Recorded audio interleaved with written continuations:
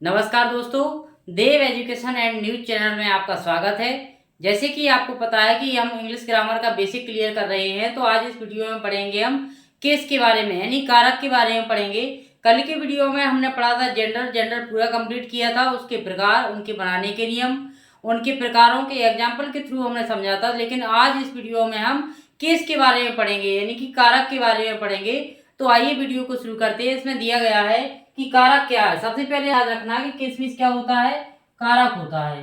क्या होता है, कारक होता है। अब इसमें इसकी हम डेफिनेशन भी याद करेंगे, हिंदी में भी पढ़ेंगे और इंग्लिश में भी इसकी डेफिनेशन करेंगे।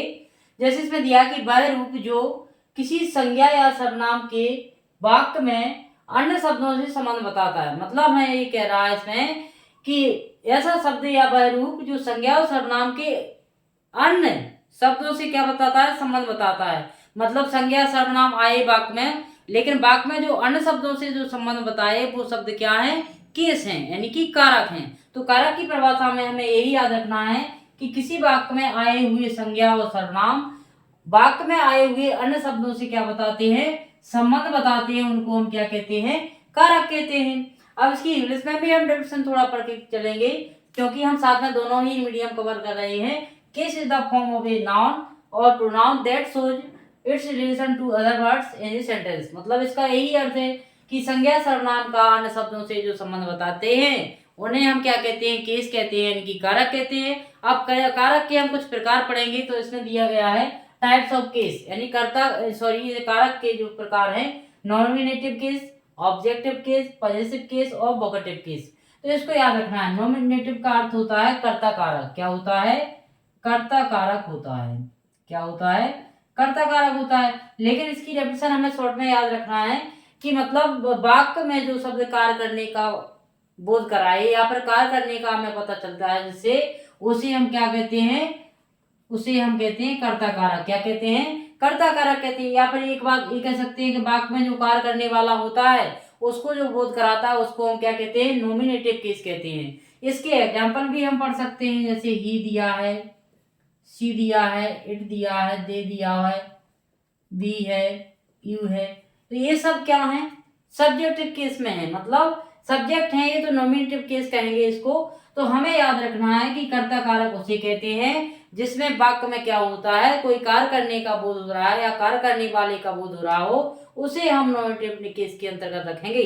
अगला है इसमें ऑब्जेक्टिव केस। तो ऑब्जेक्टिव केस की हिंदी होती है कर्म कारक। क्या होती है, कर्म कारक होती है। ऑब्जेक्टिव केस की हिंदी हमें कर्म कारक पढ़ना है। आप साथ में इसमें ये बात करना है कि वाक्य में क्रिया का प्रभाव जिस शब्द पर पड़ता है, क्या याद रखना है हमें कि वाक्य में क्रिया का प्रभाव जिस शब्द पर पड़ता है उसे हम कौन सा केस कहते हैं, ऑब्जेक्टिव केस कहते हैं। इसके एग्जाम्पल भी हम रख सकते हैं। क्या, ही का क्या हो जाता है, हिम, ऑब्जेक्टिव केस में हो गया ये।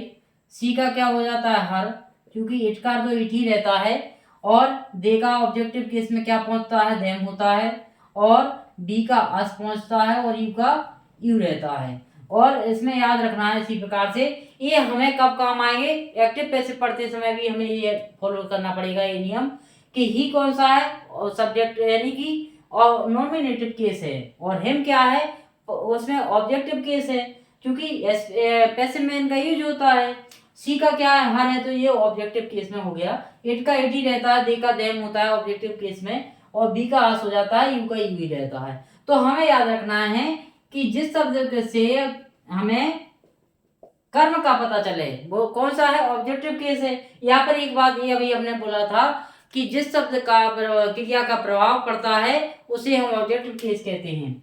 अब आता है पॉजेसिव केस। कौन सा होता है, पॉजेसिव केस होता है। एक बात और याद रखना है कि ऑब्जेक्टिव केस की पहचान कैसे करेंगे, इससे करेंगे हम व्हाट से करेंगे, टू हुम से करेंगे और फॉर हुम से भी कर सकते हैं। मतलब जिसमें हम क्या, किसने या किसके लिए ऐसा प्रश्न अपने मन में उठाएं उसका आंसर हमें मिले तो समझ लो वहां पर ऑब्जेक्टिव केस है। साथ में इसमें ट्रांसिटिव वर्ब वाला भी होता है। ट्रांसिटिव वर्ब के साथ ऑब्जेक्टिव केस ही आता है।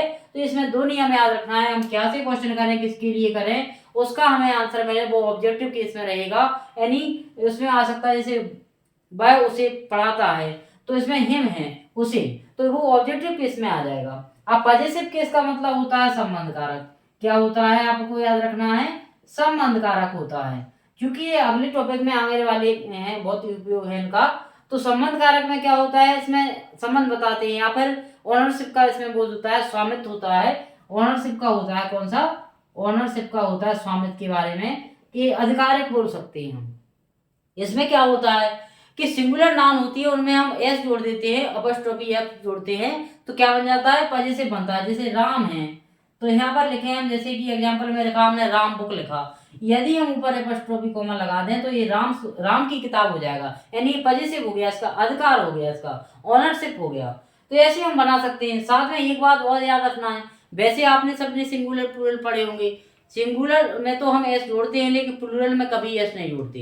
लेकिन जो पॉजिटिव केस में पढ़ते हैं हम, उसमें क्या करते हैं, उसमें हम करते हैं कि प्लूरल शब्द होता है लेकिन उसमें एस जोड़ते हैं। लेकिन ध्यान रखना है एस कैसे जोड़ना है। एस इस प्रकार से जोड़ेंगे, जैसे कि इसमें दिया है वुमेन, वुमेन क्या है, पीएन है, प्लूरल में है। इसको हम पॉजिटिव में बनाएंगे तो अपॉस्ट्रोफी कोमा लगाएंगे, एस जोड़ देंगे, तो ये कौन सा हो गया, पॉजिटिव में चला गया। मैन का देख सकते हैं, क्योंकि मैन तो ऑलरेडी क्या है, बहुवचन है, लेकिन हमें पॉजिटिव बनाने के लिए अपॉस्ट्रोफी ए कोमा लगा के एस जोड़ना है। ये बहुवचन का गलत नियम नहीं है, ये पॉजिटिव केस बना रहे हैं हम। क्या बना रहे हैं, पॉजिटिव केस, क्योंकि पहले से ही ये बहुवचन है तो ये तो गलत हो जाएगा। लेकिन पॉजिटिव बनाने के लिए हम प्लूरल नाउन में अपॉस्ट्रोफी कोमा लगा के एस जोड़ देते हैं, तो ये पॉजिटिव केस बन जाता है। ऐसे हमें सिंगुलर में भी एस जोड़ना है और प्लूरल में भी जोड़ना है। तो ये पॉजिटिव वाला हो गया अपना, अधिकारक होता है, स्वामित्व के बारे में होता है। अब इसमें वोकेटिव केस, तो वोकेटिव केस में क्या होता है, संबोधन कारक होता है। किसी को हम संबोधित कहते हैं, जैसे कि राम यहाँ आओ, राम कम हियर, तो किसको संबोधित कर रहे हैं, हम राम को कर रहे हैं, तो इसका होता है संबोधन कारक। कौन सा होता है, संबोधन कारक होता है, यानी कि इसको वोकेटिव केस कहते हैं। जैसे कि हम लिखें, जैसे कि Ram come here, Ram come share कर दें, ऐसे इसमें आ जाएगा। तो ये क्या है, एक कोमा लगा दें तो इसमें क्या